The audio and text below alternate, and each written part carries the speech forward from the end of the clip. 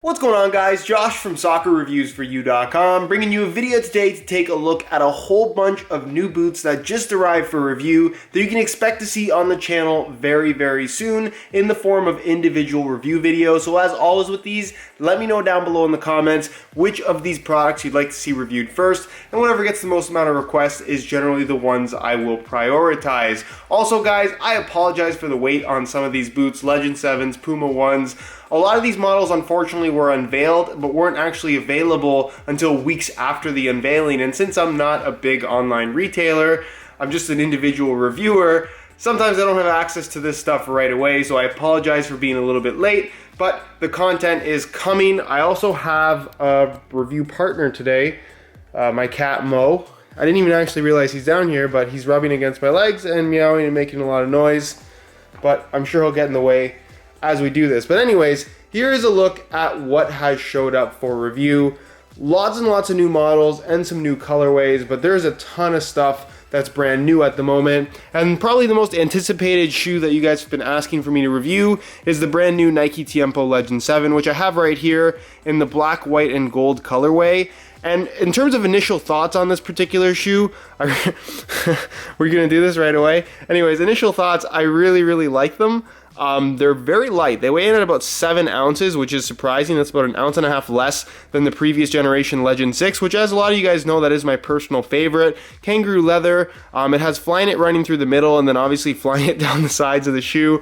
But the Flyknit, I have to say, is kind of a minor element in terms of how the actual performance of the shoe or the way it feels is concerned. There's a fly wire incorporation. It still has an internal support cage. They've tweaked the stud pattern slightly, and the actual sole plate itself feels quite a bit different. It does feel a lot different than the Legend 6, I'll say that, but I'm happy with them overall, and I'm really curious to get some more time in them. And again, I'll go over all the details in my official review video that's going to be coming very soon. Next to those, we have the a kind of more official launch colorway, but this is the AG Pro variation, as you can see. So it's got a little bit of a different sole plate and stud pattern, geared more towards artificial grass. The extended lip there at the tip of the toe for the actual sole plate where it meets the upper, but the upper itself is pretty much unchanged in comparison to the regular variation, which is kind of unsurprising. What colorway do you guys like better, the orange one or the black and gold? I really like the simplicity of this one. I think it's a good looking shoe in general. They didn't go too crazy with the design. Next to those, we have the new Puma One, which is an interesting design. I've made videos talking about this particular shoe, saying that I didn't think it was the right direction for Puma, given that this was going to replace essentially the Evo Speed and the Evo Touch line. And really my complaint here is that not necessarily that I think I'm not going to like the shoe, but I just don't think it's an interesting enough boot to win people over from something like a Legend 7, which I think is just a lot more exciting. But this features a kangaroo leather upper. The quality is not exceptional. I think the quality on the Legend 7 leather is a little bit better, but you have the mid-cut aspect with the knitted interior part. I'm not really crazy about how they actually did this shoe, just based on putting them on. The kangaroo leather, like I said, is okay in terms of quality. The sole plate and stud pattern is kind of typical of Puma in terms of what you would expect. Curious to try it out. It seems like it will be okay, and overall the shoe feels fine, but it doesn't feel like anything exceptional, again just based on initial impressions. But there is going to be more content on this coming very soon. Next to those, I have the new Nemesis Messi 17 Plus Pure Agility. This is the laceless variation of the Messi Nemesis variation. So basically what they're doing now, instead of giving Messi his own standalone line, he technically still has that, but it's more so just a variation of the Nemesis. So what they changed to make it a Messi boot is the material at the toe is more like the previous generation, the Messi 16 boots, the original variation of agility knit. And then you can see on the bottom, it features the same sole plate and stud pattern that we saw from the Messi 15 and 16 generation, which obviously is different from the standard sole plate you'd find on a regular Nemesis color. And then obviously it says Messi instead of Nemesis on the boot. The colorway I think looks quite good. This is obviously a variation of the Nemesis that Messi himself won't actually wear. He wears a version with laces that are actually more customized than just a Nemesis Messi 17.1 would be. But definitely an interesting shoe, and I'm curious to try it out. But aside from those changes, it looks to be very similar to the regular variation of the Nemesis.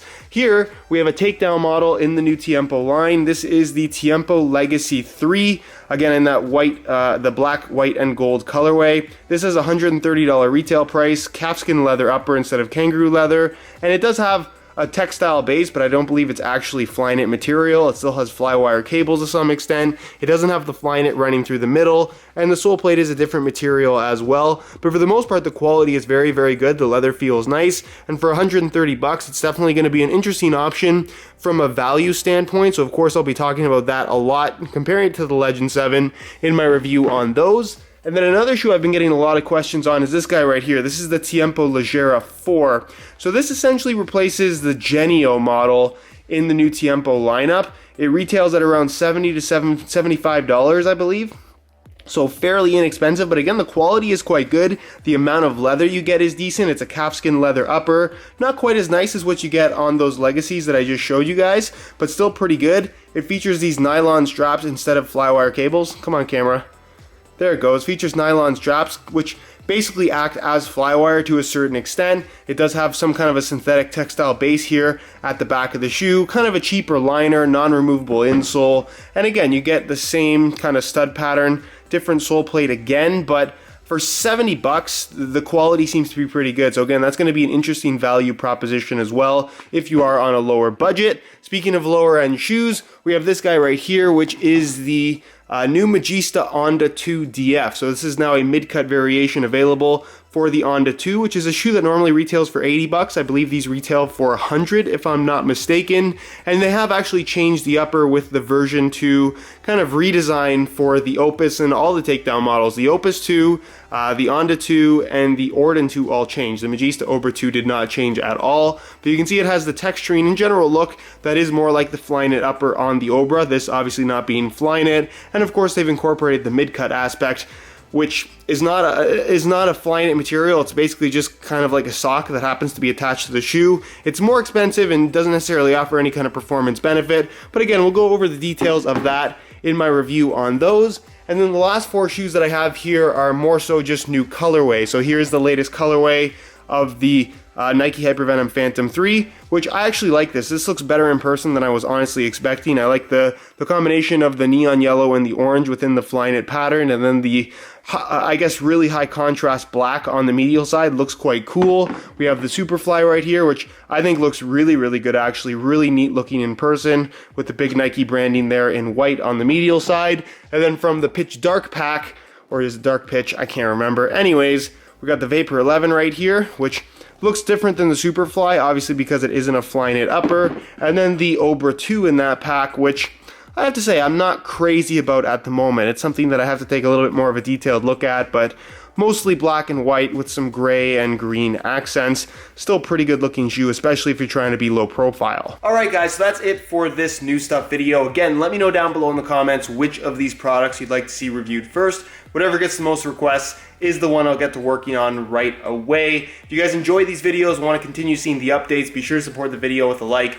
That would be awesome. If you have any questions, as always, leave them down below in the comments and I'll do my best to get an answer out to you as soon as I possibly can. Subscribe if you haven't already for daily videos on all the latest and greatest soccer gear. You can find all my social media information linked down below in the description as well. And other than that, guys, hope you enjoyed today's video. And as always, thanks for watching.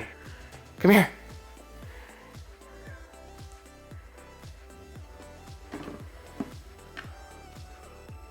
No, you're supposed to pick one.